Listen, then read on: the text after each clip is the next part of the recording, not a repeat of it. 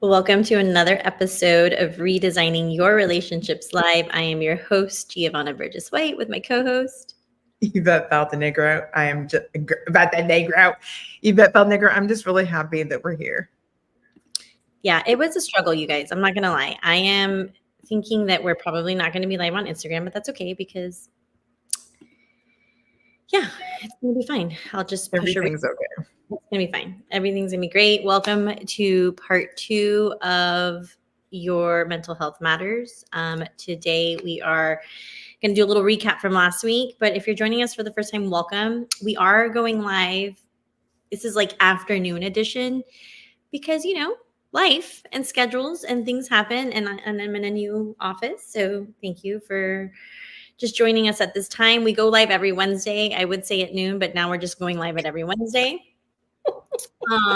And our platforms are Facebook, LinkedIn, Instagram when it wants to work, and YouTube. And then we're exclusively on Spotify. So if you love to listen to podcasts, or now you can watch podcasts, we're on Spotify. So we decided to do a mental health matter since it is, I guess, National Mental Health Month. And so we're here to educate and serve you. So let's do a little recap from last week. Oh, we have more people joining in the afternoon. Apparently afternoons work. And comment live, you guys, so you can comment anytime. We respond here.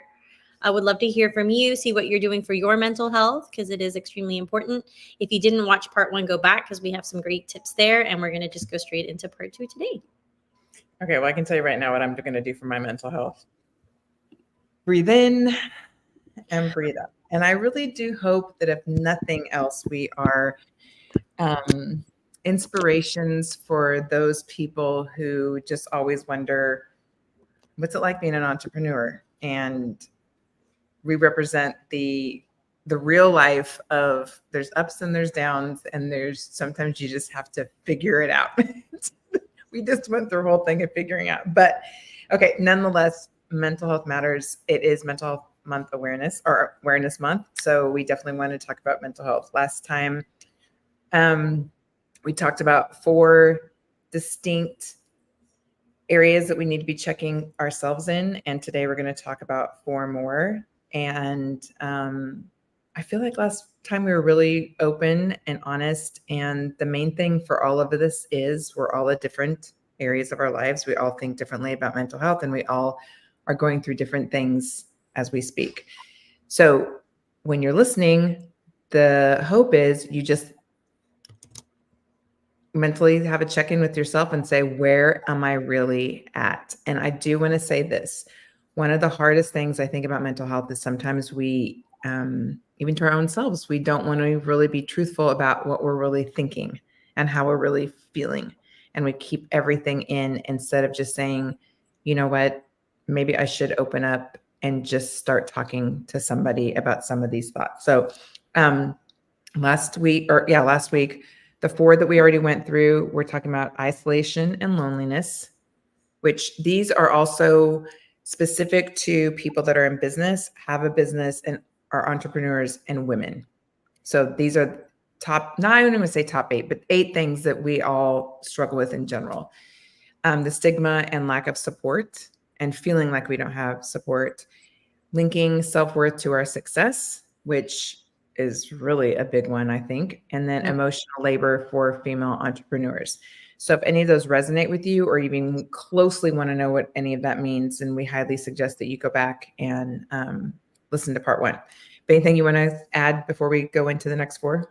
No, I would just say go back. If you didn't watch the first one, it's great, especially because we talked about those 4 things. But emotional labor, which is a term that neither you or I knew about, but it's real, and it was great to just be able to give those 4, and then we can go straight into number 5 today, which is gender-based barriers. And I think it's really, really important because a lot of the women that we coach, a lot of the women in our communities, they're self-employed, or they're starting a business. So I really like that we brought this one in, and everything that we're talking about today too, there's tools and resources that we have at the end and in part 1 as well. This isn't like a Geo and Yvette came up with this. This is all from research that we did and up to date research, which was like why we do these many parts. It's not like things from 5 years ago, not even things from like 2 years ago. This is like the now. So I'm going to let you get into this one. Okay, well, hold on. Speaking of the now, so I got some statistics because I know you love those. And I was going to surprise you with them, even though I know these are not a surprise to you. So this is 2024 statistics on gender bias differences in the workplace. Okay.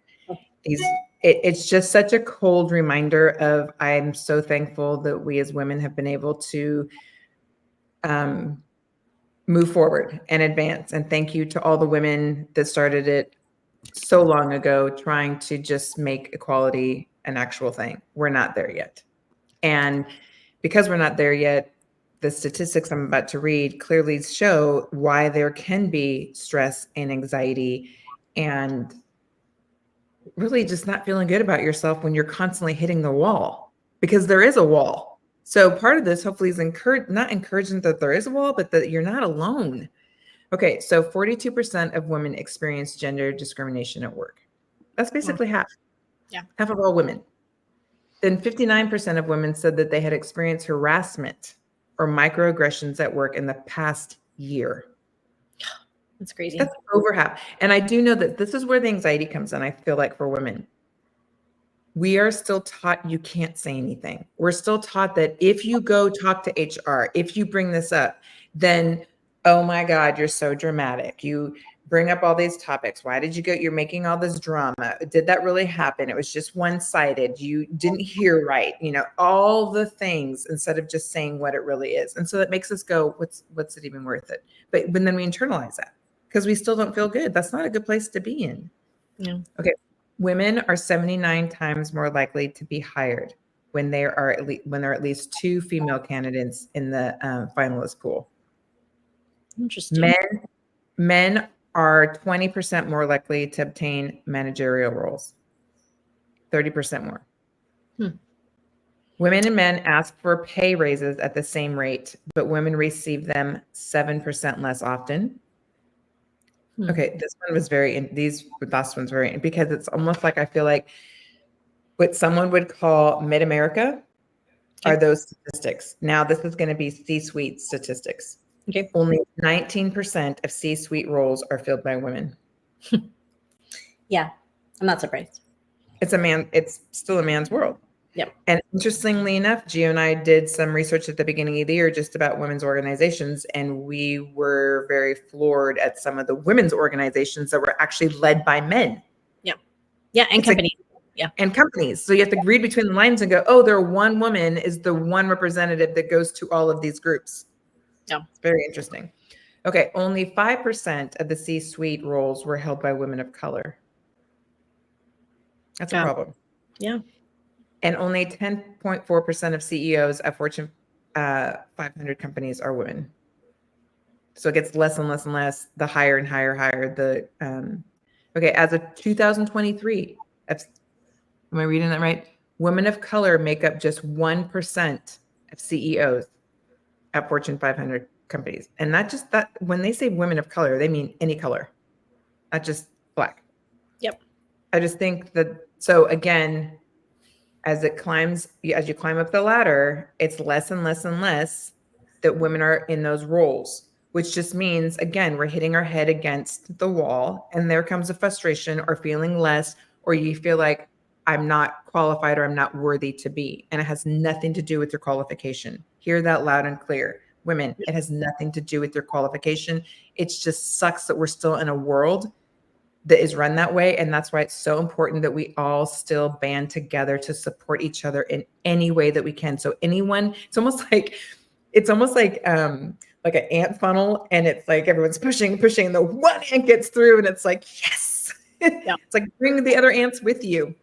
It's that movement. I mean, we've done so much in just the past 10 years, but it's still not enough when you look at the numbers. And that's why you just got to keep on doing that. I mean, we're so, because we're not in that industry and in that world, like, you know, to me, I'm like, what? Because like, we're so involved with women's groups in business, philanthropy, empowerment, community. So it just blows my mind that, you know, corporate Fortune 500s are just not there yet, but I know it's coming. It just takes time. So thank you for hitting me with the statistics. Anything else here, or can we go to the next one? Nope, you can go on to your favorite. My favorite, life work imbalance, not the way it's stated here, that's for sure, but extremely important to talk about this because this is part of mental health.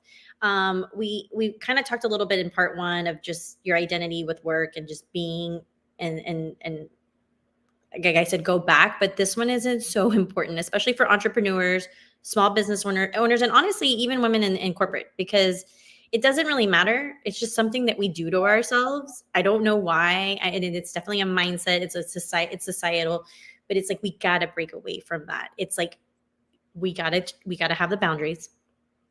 We got to set the boundaries. We got to actually talk about the boundaries. If it's even with us, like, write them down, say them. Are we doing them? Are we practicing them? If there's other people, if it's team, if it's family, whatever that circle is. And it's like, you have to create life work balance. We are not our jobs. And it is so hard. Like, I think that is probably in the top 3 with time and money. It's all about that. And men can do it a lot better than we can. And again, it's just how we're wired. But I'm like, that's been something that I've struggled with my whole life, from when I started working even till now. It's like, okay, but just saying, you know what, it's going to be fine. That client's going to be there. That team member is going to be there. Your job's going to be, you're no less of a woman by saying, you know what, I'm going to turn it off and I'm going to spend time on me. I'm going to fill my cup so that in order I can fill the other cups. And it's just something that takes time and practice and setting clear boundaries and really also doing what's best for you, because what's best for Yvette and what my balance may be, life work balance may not be what Yvette says. And that goes back to like that imposter syndrome and comparison syndrome. It's like, you have to spend the time on you and figuring out what that is. So that's why this is one of my favorite ones. Well, I was just going to say, I think key what you just said, it really is a mindset. We've trained ourselves for years to think that we have to be or do, or it's so many hours per week, or I'm not accomplishing if I'm not doing these things, or just comparing yourself to somebody else. And when you said shut it off, it's like, it's so hard to do, but if you never just try, you don't know. It's almost like if there's a door that's closed and you're dying to know what's on the other side of it, but you're like scared to death. It's like, eventually you have to make the decision. You have to make the choice. Either open the door or know that you're just staying on the other side. There is a risk. Listen, I feel like any growth, any transformation, any kind of movement in your life, of course there's a risk. Of course because that's the unknown. And God, that goes back to, I keep reminding myself, I need to really jot down that there is such a power in the unknown, because when you don't know, it's like, and I'll just say this, it's like you hit such rock bottom. There's nothing but up, and there's nothing but just believing. And that positive, it's almost like the opposite happens. Positive vibes come towards you because you're just like, okay. Yeah. I know. When you start to do it little by little, then you're like, oh my God, why didn't I do that before? It's so crazy how that happens, but you got to start. Like, that's the thing. You have to start. And again, it has to be what is balanced for you, not your neighbor, not your best friend, not your mom, like you. What does that look like? What does that feel like? And you probably haven't done it, so it's going to feel awkward, but when you find it, I promise you, it's going to be a lot easier. Oh, my sponsors are here. Hi. I literally almost just asked you, but I'm like, I don't want to freak her out to ask her, is someone in the house with you? Sponsored. This way, that's so funny. It's sponsored by Million Kilo today. Hi, guys. Okay, so we're going to move on to statistics. There's only 2 that I had statistics. I have a couple more statistics for you on this one, life work balance. Okay. Oh, let me go back. Sorry. Okay. Go. 48% of Americans consider themselves to be workaholics, indicating struggles with life work balance. Again, that's half. That's 50%. So 50% of all people that are out there are struggling and feel like they admit, yes, I'm a workaholic. Okay, but here's the thing. And I'm not making fun, because I understand, but it's almost like the number one thing people go, oh, well. And they can even tell you, I don't get any sleep. I don't spend them. They'll give you their whole list, and they look like they're just ready to go fall over on a bed, right? But then it's also the side of, I guess that's just my life. That's just the way it's supposed to be. And that makes me so sad, because That's not the way it's supposed to be, but yet our culture has made it that way. And now we're all struggling with mental health, because mental health, the percentages have gone up as far as how many people really are, it's a struggle. Okay, this is my next statistic. 77% of Americans who work full-time have experienced burnout at their job, which is often linked to poor life-work balance. 77%. That's, oh my God. So basically that's 8 out of every 10 people. And I wonder, there's strife. We're talking about millennials and Gen X here, because this is the statistics of what's happening, because baby boomers are either retired or they're not retired because they couldn't retire because they don't have enough money to retire. And that's a real statistic. And then you got Gen Z, and then the new generation, which is Alpha, which is, I believe they're 11 and less. But so Gen Z, the statistics have shown that they are willing to make less money to have more freedom and be happy. And it's so crazy because millennials and Gen X and baby boomers are giving these two generations such a hard time about, oh my God, you'll have no idea. No, they do. They saw us. They're our kids. They were like, they saw their parents and they saw their grandparents. And they were like, we are breaking this. And I think it's great because they're traveling. They're, again, the statistic of them saying, I don't care about making this much money. What's the flex? Like, what's my time? How much do I have to be here? Can I be hybrid? Can I, again, going back to the traveling.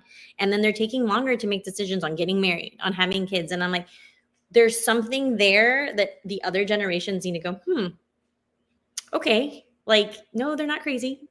We have those kids. And I'm thinking like somebody has to take, I can't believe it's taking a whole generation. And I'm in the middle. So I'm like, that zennial where I'm like, I did the work and I'm like, but I don't want to retire and not have any money or be tired. Like, all these people retiring and they're like exhausted. And I'm like, that's not the life I want to live. Even when you talked about aging gracefully, it's like, I don't want to look 70 when I'm 70. Like when it looked like 10, 20, 30 years ago. And when it looks like now, like if that alone hasn't visually changed, imagine the insight and imagine working like this and being the 77% that's like, okay, it's fine. It is what it is. Well, and it really, I mean, if you think about it, if 8 out of 10 people admit that their life is out of balance, then it's like you look at marriages that are falling apart, families are falling apart. People don't have a sense of like purpose. They feel like it's a mundane life. That is not a life to live. And another real quick. My sponsors is doing something bad. Hold on. Okay. Well, I'll say this. I know you can hear me because we're both in the service industry. This one, I mean, we did it. 94% of service professionals in the US spend over 50 hours working per week. Oh, yeah. That we knew. And like, again, back to some of these younger generations and even some of the millennials came back from COVID saying, hey, we're working hybrid, we're working 4 days, not 5. And I love that. But then they're, again, depending on your industry, it's like my husband and how we were, it's, well, you have to. Well, no, you don't. Like, again, it's like this, like, well, that's how it's always been. Well, I get that, but have you tried it differently? You and I both did, and we saw a huge difference in the clients, the services we were providing, our teams, like just, again, the overall health, mental health, emotional health, physical, when you're in that industry, physical health that we all had, it was game changing. And like, we were like, why didn't we try this before? Crazy. Okay, the next two. So this is really important. As far as doing a check-in with yourself, we all need to really prioritize mental health. And then I really just want to focus in on, there are warning signs. And a lot of times we don't listen to our own bodies, whether it's we're exhausted, walking around super angry, even being dehydrated, not getting nutrition, just your health goes down, your relationships are going down the tube. You just feel like the whole world around you is like, okay, there's something not right. But there are warning signs. And it is up to us as individuals at any time to just stop and say, I need to listen to myself. Yeah. I need to. And I've been there. I bet you $100 if I would have just taken the time to have time to myself to just think things through years ago, my mental health would have been a lot better, but I didn't. I didn't listen to the signs. I didn't listen to myself. I just kept plugging. I just kept going a mile a minute. And it was almost like I was this wake of like a hurricane coming through in the wake of it. And the mass of the people that were just like, whoa, what got into her? It's like, Yeah. Well, and luckily, a lot of people have health issues, and that's like, some people don't overcome that. I mean, people have died. Like that's real. And like it takes something like horrible, horrific to happen with your health to be like, okay, now it's time. It's like, okay, we can't play that game anymore. We just can't. There's so, and again, we're so thankful. That's why we're doing these parts, is that there's so many free tools and resources. You can reach out to us. We can give you tools and resources, because again, the statistics, you're not alone. And that's the thing. People think it's just them. It's just me. Nobody else is going through that.